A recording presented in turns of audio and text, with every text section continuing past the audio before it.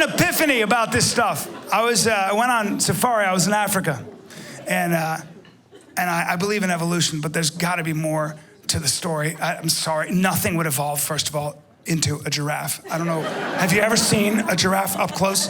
It's too fabulous. That's a very gay camel. It is. Whoever designed, it was somebody like my friend Stan. When they were making a camel, he came down and he was like, "Okay, I can't. It's got humps and it's yellow. I stop. I can't. It's too much. Okay, stretch it out, cover it in polka dots. I don't know why." And I want a 9-foot neck. I want a crazy neck. I want him looking down on everybody. I want built-in condescension. I want him eating leaves nobody else can reach.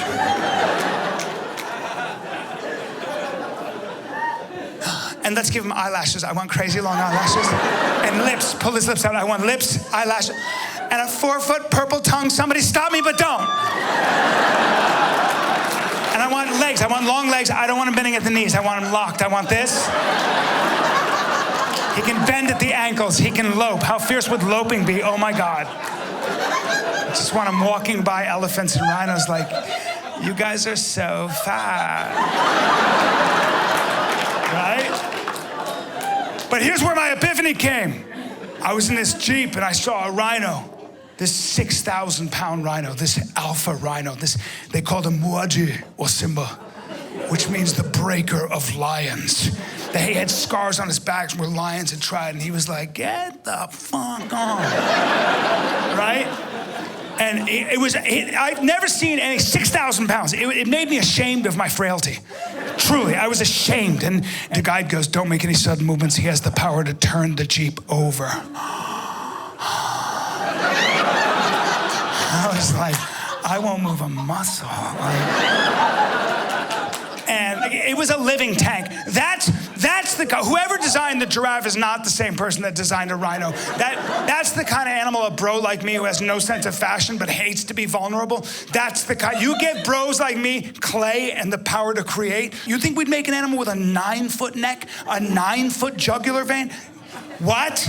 Do you know how easy that is to choke? It's such a liability. Fuck, no neck. How about that? No neck. Just head, body, and how thick can we go? How thick? And does it need fur? It doesn't need fur. Just give it skin, 7 inches thick. And bro, we'll paint it gunmetal gray. And give it gun slits for eyes. And the big eyes and get both. And fucking dude, I want a horn on the end of his fucking 2 horns. 2 horns. In case one breaks, you got backup, no escape. I'm talking about a horn, dude. I want a sky cock. I want the kind of horn you can blow into and launch 1,000 ships. And does it need a big brain? Don't give it a big brain. You give it a big brain, it overthinks shit. It hesitates. Give it a small brain, 6,000 pounds of bone and muscle, and a brain the size of my fist with 2 gears. That's all it needs, just 2 gears. 0 and fuck you! Right? But here's the crazy thing. We can't keep them alive. We can't. They're so easy to poach. It drives you nuts, man. They dropped one when I was there. This 6,000-pound alpha rhino, they killed it. And here's the crazy part, and this is where my epiphany sort of came, you know? Like they dropped it with 1 bullet, a Holland 370. That's a hunting round. And the bullet, the metal that does the actual killing, weighs 22 grams. That's as much as a light bulb weighs. That's as much as 4 nickels weigh. That's all it took. That's all it took to drop an animal that made me ashamed of my frailty. An animal I would design to be ready for anything. And that's when I realized, I looked down, man, and I was like, I do all this stuff to be ready for chaos. And that's what it took to kill that thing?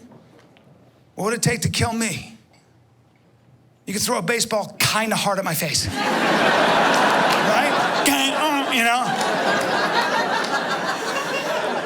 And then I learned another lesson. You don't have to have all the answers, man. It's just not possible. And it's okay, because I want all the answers. And I was so upset. I was so sad about that rhino. But you know me by now. I took that ball aside, and I turned that shit to rage. I was walking around, and there's 40 people in the lodge I didn't know, and I'm walking around like this, and I'm making movements like I was fucking, all I wanted to do was kill the fucking poacher. I'm a fucking poacher. My daughter's crying. I'm like, you make my daughter cry, motherfuckers? And solve this fucking problem. And I'm doing this, and I'm making all this noise, and some guy goes, what would you do, bro? I go, don't ask me, bro. I'm the wrong guy. You don't want to know what I do. I'm the wrong guy.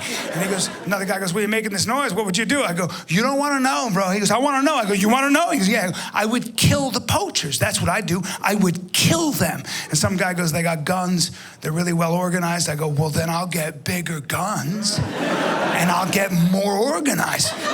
Give me a helicopter gunship with night vision. When they come over the wire, bring the bird up and let me just fucking get. And I'm 40 people are watching me go, get. And my mother goes, you have to stop. And I'm like, I'm saving rhinos. Get. So I had to get rid of my lump. And when I was finally out of ammo,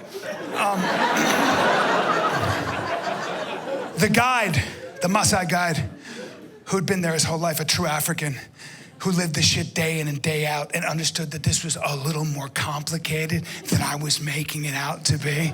I'd been there for 3 days, and I was advocating murder from the sky. And in front of 40 people, he gets up and he looks at me and he goes, that's a very aggressive solution, pocha. You know, when I say pocha, most people are thinking of a very bad man. A devilish man who hates rhinos. But you know, most of the time they are very poor villagers, and they live just over there. And these people live on $1 a day. But when they kill a rhino, they can put up to $20,000 in their pockets. And that means that their children can go to school, have a roof over their heads, and they can eat every day. I know it's an emotional time, but the question to ask yourself now, Mr. Helicopter Man, is would you forgo your children's future and watch them go hungry for a rhino?